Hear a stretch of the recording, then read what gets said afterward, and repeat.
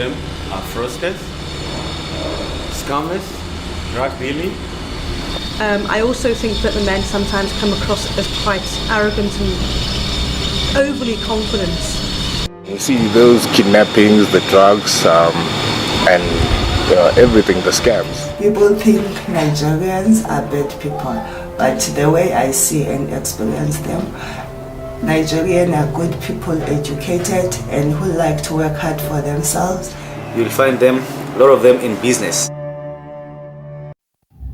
Shalom, brothers and sisters. So today for the first time we are going to see how Nigerians are giving their part of story as to why they're leaving Nigeria. I know there have been a lot of questions, there have been a lot of arguments, and there have been a lot of fights. African countries, people complaining that Nigerians are doing whatever they're doing to their countries. Of course, it's a sad thing. No one wants a person who destroys the name of their country, including their culture. So in this video, we're going to be seeing Nigerians giving their reasons as to why they have opened up for the first time, the reason as to why they left Nigeria for South Africa. These are Nigerians who are in South Africa. I know there have been a lot of situations in South Africa, specifically saying about something to do with Nigerians, because they have always been, fighting here and there, things to do with job, erosion of culture, scamming, and everything. And their name is well painted outside there very badly. But I also take this chance to say that not all Nigerians are bad people, of course, and they have led to achievements in development of Africa, because I believe that if people in a given country can disperse to other country, it means that majority of them, if they are good people, they'll be developing Africa as compared to Africans who are leaving Africa to go to Western countries, So it's people who build their own country, but you need to understand that Nigeria has a population of 206 million, which marks one of the populated African countries. So there are a number of strains in resources, but I don't want to dwell much on that. Let's watch the video first and see how Nigerians are opening up for the first time, why they are leaving Nigeria going to South Africa. And the documentary is about these Nigerians who have already invested in businesses, in education, and different sectors. So guys, let's sit tight and watch this video. I've been in South Africa since August 2009. That's like going on 8 years when it's in August. I've been here from 2002, April the 6th, 2002 till today. I've been in South Africa for 13 years now. I've been in South Africa for 10 years. I've been here since 97. I've been in South Africa for 10 years now.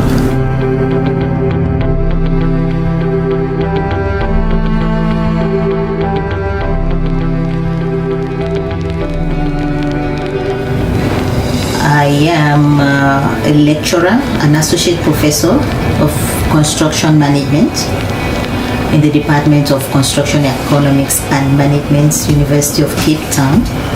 Yeah, I'm a businessman, but my most hobby is I'm a furniture maker. I like play with woods. I like woodworks.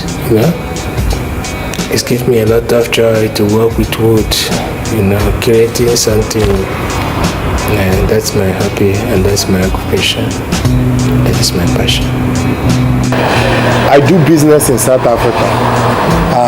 As a Nigerian, we are more into business. We buy things, we sell things, we supply things. Anything that we can do business-wise to raise money and supply the needs of the people, we do it. As you can see, I'm running a shop. I'm selling different things in the shop that people need, and business-wise, business is good. We are doing well. I'm into a business such as more like what you can see around here. So I'm into plastic bags, and rows, and also containers.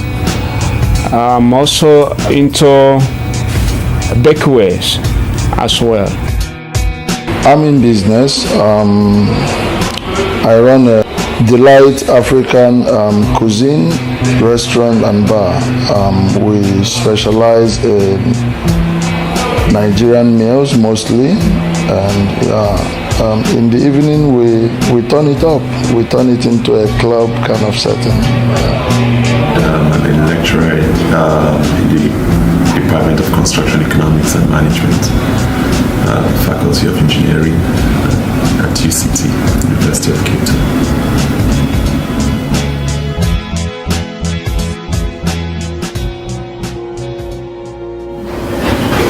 I just feel that it's just part of the name Nigeria, and I think we just have to live with it. For me, I don't really see it as detracting from who I am. I think each person has to define him or herself in whatever space you find yourself. I define myself as Abimbola, and people know me as such. Those who spoil the name of the country, yes, it's maybe may hamper you getting certain things, but when people get to know you and then they know that you are not that type of person, then they will treat you on that level. But yeah, it does create that bad image, but except we change what we do back home, then it might be difficult to change what people have accepted as norms. But despite that, we are still coping, Meanwhile, that an average Nigerian can still cope. Every name they label Nigerians is as a result of envy. Because every average Nigerian is a go-getter, is a risk-taker, is a visionary. So bringing all these together, you see that every Nigerian will beat any other person that is competing with him. We can do things that others cannot do, and as a result, we achieve things that others cannot achieve. That is why they label us drug dealing, and they call us all different names. If we are here and we are lazy, we are beggars, they won't call us drug dealers and call us fraudsters. It's just because of the result that they are seeing. That's why they label us all those names. But more or less, we don't mind, we don't worry, because it does not affect us. No matter any name they give to my nation, Nigeria, but that it does not stop me moving forward in what I'm doing. We are this type of people that we don't give up, and because we know where we are coming from and we know there's nobody to give us, we're not expecting handouts. We've got a die-hard attitude that makes them, I will call it threatened more than any other thing. In my view, I feel, sometimes when you can't do something and you see somebody else that is doing it with so much ease, it looks like you have hatred or whatever, but in other words, you basically, it's envy kind of. So I wouldn't call it hatred. Initially, it was difficult to take, okay? But after a while, one gets to understand maybe some of the reasons why it might be that way. And for me, I think, look, because of apartheid past and all that, the majority of the people here haven't really interacted seriously with other Africans and particularly Nigerians. Also, I sort of feel, let's say, I feel sorry, and for, or kind of empathy or pity, so to say, really for South Africans that see Nigerians that way because they don't understand. And I kind of see it as my duty, if at all, since I'm living here, to correct that impression where I can. I don't hide, I don't, pretend not to be a Nigerian, because it's a very ignorant position that they've taken.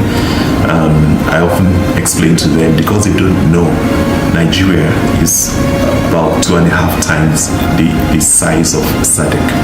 the entire SADC, all the countries in Southern Africa, about 2.5 times that. How many Nigerians have they interacted with? Just a handful.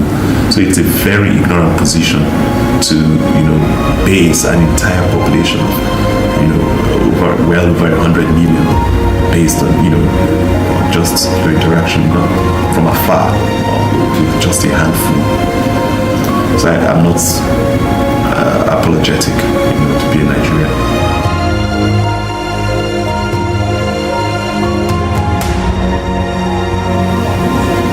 Òǹwówó lọ, ó bá yìí lọ́nà. Tó bá rí owó tán, ṣé iyì náà kọ́ ló máa fi rà? So what that means, when you translate it into English, means that you are looking for money and you meet honor on the way. When you get that money, isn't it the same honor you want to use it to buy? So I don't really look at it in terms of money, but I only look at it in terms of something of honor, something of prestige, being able to teach in an international university and using Nigerian qualifications. That means I didn't have to go and study abroad or anything. I used my Nigerian qualifications to get this position. And so it shows that it puts you on that platform. It puts you on that more higher, more honorable platform, because you've been able to achieve something when compared to just staying back in Nigeria and not being able to get to that kind of high level. There's constant electricity and the infrastructure. It's more peaceful here. Nigeria is still good. It's a very good country. It's my country. I go there, I visit there, steady. But where there is no constant electricity, how can you invest? Although you invest, but you put more energy. You put more energy and you spend more. I'm here in South Africa as pursuing my dream. Everybody should have a dream of what he wants to become, but it must be a positive dream. So in my own dream, traveling is included. And I'm here for a period of time, but more or less home is the best. I prefer to stay here in South Africa because of the economic crisis. It's not as if we don't want to be closer to our families or any other thing, or perhaps we're running away from home, but the system just doesn't help us back home. For instance, the electricity. I was back home recently. I spent over 150,000 in a little less than a month on gas. When it comes to education as well, Nigerian education system is good. I still have so much belief in the education system, but now the instability again. You find a person that is in varsity that it's supposed to take 4 years for him or her to come out. They end up coming out after 7 years, 6 years. That's a waste of life, if I may call it that. It's easy to wreck a system, but very difficult to fix it. So welcome back after watching the video. So the thing is, so welcome back. I know there are a lot of controversies when it comes to Nigeria, as I've said earlier, but we need to understand one thing. I prefer Africans who leave Africa to go to different African countries. Of course, in a place where people are populated, for example, as Nigeria, it's okay for a person to live, to look at a place where there are, enough opportunities. And is it a problem when a country is overpopulated? I'm not supporting Nigeria, the bad things they're doing in African countries. Get me right. But this is our African country. We need to talk about it. And I've always been telling you, I prefer an African from a different country to come to my country and maybe build a shop or build something rather than seeing those people coming to our country and building things. You see, it is African for African. And the only point that I know majority of you have problem is illegal Nigerians who go to different countries to try and derail the name of Nigerians in general. Nigerians are not bad people. Actually, last week I met a Nigerian. We had a good time. So the thing is, the importance of allowing fellow Africans, for example, Nigeria in the country, in other African countries like South Africa, it will establish what is called competitiveness or competition, a healthy competition. So when Nigerians are in a country which is so much populated, they are moving to different parts of African countries. Some are also moving abroad, which is okay. People are searching for greener pasture. But the best part is this. You see, when there is a competition in a place, people tend to, try to produce good quality things to outstand the competitor. You see, it's like a school where students have been sleeping, and then there's these new students who have been brought, you see. So if this student performs well, it will make other students to wake up their minds, and they'll start, working hard to compete. And this competition is favorable because it is building Africa. It is building Africa. And one thing that I believe is that when they're in Africa, they're paying taxes. It means that they're developing that country in which they have gone to. It also means that they employ people in that country. So what does it mean? It means that they're providing employment opportunities to Africans who are specifically in that country. So for example, a Nigeria opens a supermarket. It will require, for example, in Kenya, it will need to employ, Kenyans to work in the supermarket, because reasonably, he will not or she will not come with Nigerians, to conduct this business. He will need a couple of youths in Kenya to help them work this out. So when you look at this as an advantage side, we find that we have a lot of advantages. However, still, I know there are things to do with xenophobia, and we are human beings, and this thing is something which I addressed in the other video. It's sad that you are used to, for example, monopoly, because you're the best producer in a given place, but then you find like a new competitor comes and they have this zeal and zest to do this thing 10 times than you do. So I understand how devastating it can be, especially in a field of business and economics. But again, if we take this to our advantage, it can serve us very well, because we are Africans. Another thing is that, you see, Africa, we have a lot of resources, and we just need technocrats, or we need people who can help us exploit this. We are in the midst of young youths are not having education. No, young youths are not employed, if so. But again, if we have a couple of people who can come to our country and provide us with employment opportunities, well, I think that's the best way we can say building Africa for Africans by Africans. You see, so when I saw that video, I felt that it is impactful, because not all Nigerians leave Nigeria and go to do bad things in other people's country. There are some of them who go and do great things, like we have that lecturer, we have that business person. Those are just example of people who try to build the country, because it is Africa for Africans, as I've told you.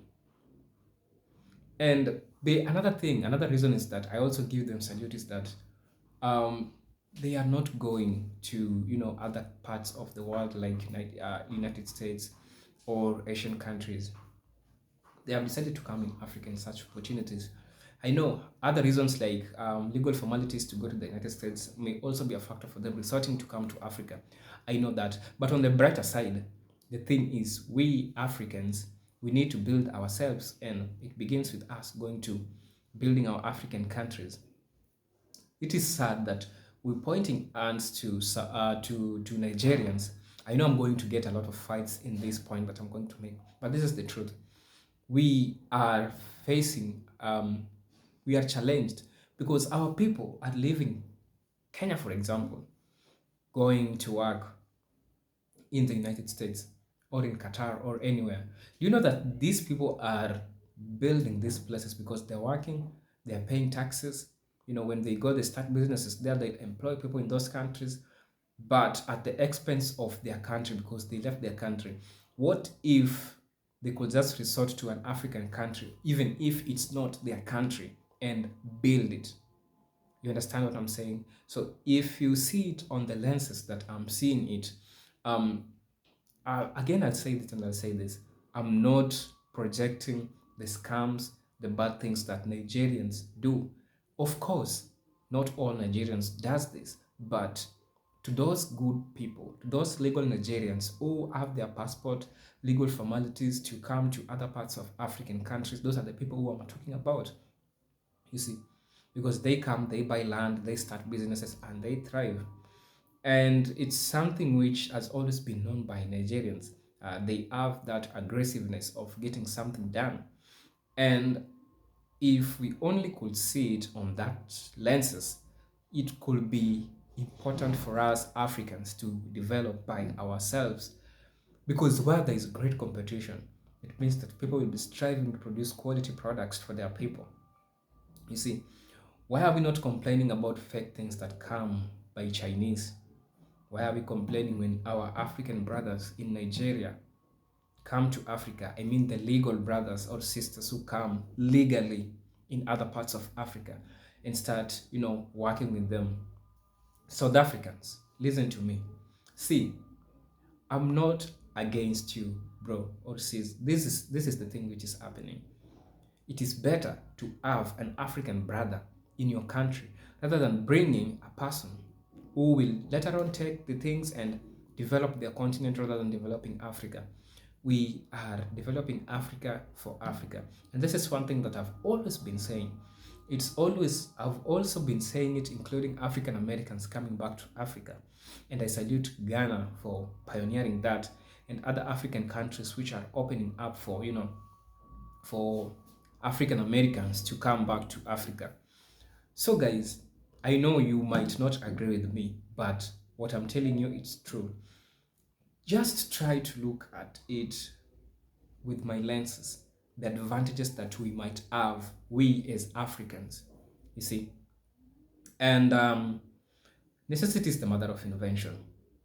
So when we have a problem, it's easier for us to solve when we have an inclusive of different populations who have ideology.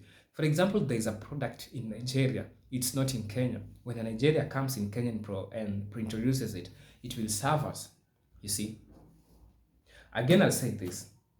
I'm not trying to paint Nigeria to be good people. I know there's some things that they have done, but my appeal to you is that not all Nigerians have done this. And I know a couple of Nigerians who are business people and are employing young youths in our own country, Kenya.